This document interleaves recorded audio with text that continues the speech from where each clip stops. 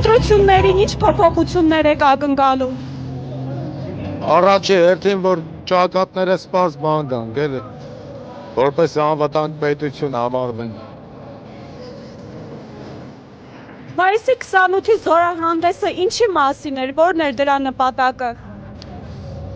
Դե 8 տարի է իշխանության, ես ինչքան հիշում եմ մնացած նախորդ իշխանությունները ամեն սեպտեմբերի 21-ին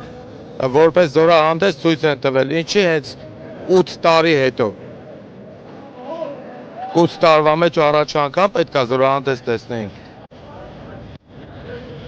Չեմ կարող ասել։ Իրանց պետք է հարցնենք։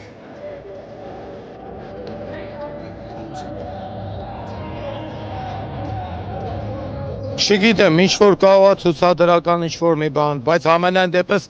չտեսանք այն ավելի լուրջ զինատեսակները, որ պետք է տենայինք։ Իսկ ինչպես եք վերաբերվում այն հանգամանքին, որ զինատեսակները, որոնք որ հայկական չէին, անվանվել էին, հայերեն անվանումներ էին տրվել։